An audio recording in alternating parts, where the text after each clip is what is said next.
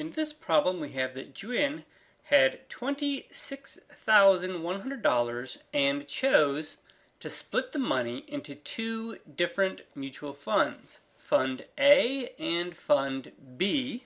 During the first year, Fund A earned 7% interest and Fund B earned 2% interest. If he received a total of $1,107 in interest, the question is, how much had Juin invested into each account? So to begin a problem like this, to be clear on our solution path, we must define the variables that we're going to use to solve the problem.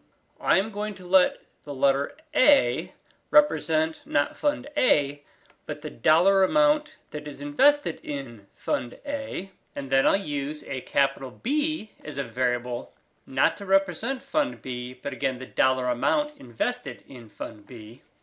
So since I have two variables, I will need to write a system of equations that involve two equations, one for each unknown variable, to be able to get a solution to this problem. The easier of the two equations comes from the fact that Juin invested a total of $26,100. So the idea is, if you were to take the amount of money invested in Fund A, that would be A, and you were to add that to the amount of money invested in Fund B, I called that B, and it's not necessarily the case that he invests equal amounts in each fund. He just puts some in Fund A, some dollar amount in Fund B, and the sum of those two amounts has to equal $26,100. So this is one of my two equations. As a second equation, I will use the fact that Fund A earned 7% interest and Fund B earned 2% interest. So he will be getting some interest from Fund A, some amount of interest from Fund B, and then total, he received $1,107 in interest. So to write an equation that represents how he would get his $1,107 in interest, we have to add the amount of interest he gets in Fund A. We'll put that here. And then once we get the amount of interest he gets from Fund A, we will have to add that to the amount of interest he gets from Fund B. So remember that A represents the dollar amount that's invested in Fund A. And if Fund A earns 7%, then not counting the amount of money he put in, just counting the interest, 7% of the amount he invested, that would be A, would be the amount of interest that he gets from Fund A. So to find 7% of the amount invested in Fund A, I need only multiply by 0.07.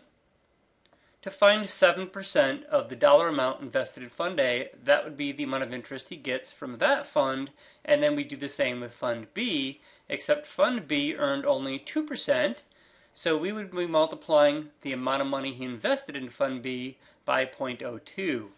So that's the meaning of the problem. Now it's just a matter of solving, and I choose to solve using the substitution method. The substitution method starts by picking one of the equations, preferably the easier of the two. For example, this one has nice integer coefficients of 1 and 1, unlike this equation that has these decimals. And then taking that equation and solving for one of the variables, and it does not matter which. Usually you solve for whichever is easier to solve for. However, it is just as easy to solve for A than it is to solve for B in this problem. So I'm going to take this equation, literally make a copy of it, put it over here, and I will solve for B. You could solve for A too, that works as well. I'm going to solve for B by subtracting A on both sides, and I would find that A minus A is 0. I would be left with B on the left-hand side. On the right-hand side, I would have 26,100. Subtract A, I cannot simplify that because there are no like terms.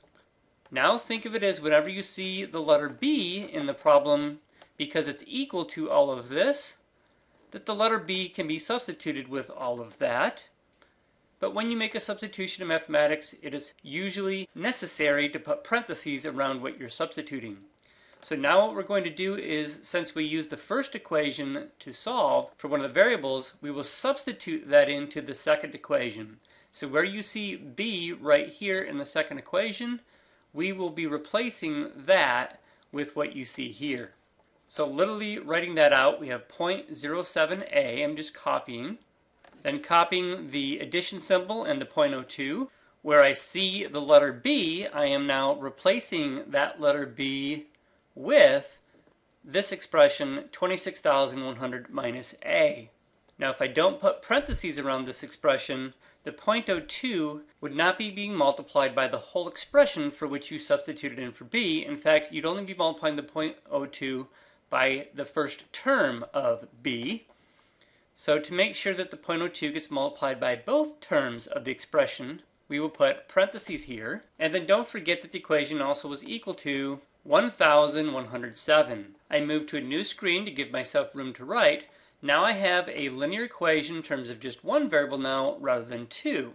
I'll continue to solve by copying this piece down, using the distributive property to distribute the 0.02. 0.02 multiplied by 26,100 is 522. Then distributing the 0.02 to the negative a, I would have negative 0.02a.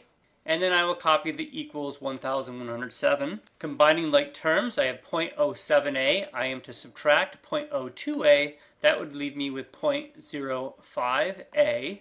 Copy the plus 522. And copying the equals 1,107. To solve for a, I will subtract the 522 on both sides.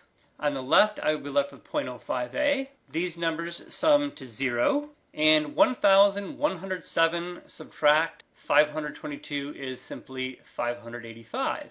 Now to solve for a, because the 0.05 is being multiplied by a, I must undo that operation by dividing 0.05. And 0.05 divided by 0.05 is 1, and 1 times a is just a. And 585 divided by 0.05 comes out to be 11,700. If you remember the context of what A is, it's the dollar amount invested in Fund A. So now that I know how much he invested in Fund A, I am half done. My ultimate goal was how much he invested into each account. So I need only find how much he invested in Fund B. So now your job is to pick the easiest equation for which if you substituted A equals 11,700, you would find the value of B. So for example, this would be an easy equation to substitute in your A value and find B. But what's even easier is the one that we found down here that basically says if you want to find B, that it would be equal to 26,100 minus whatever you find to be the value of A. And we found the value of A to be 11,700.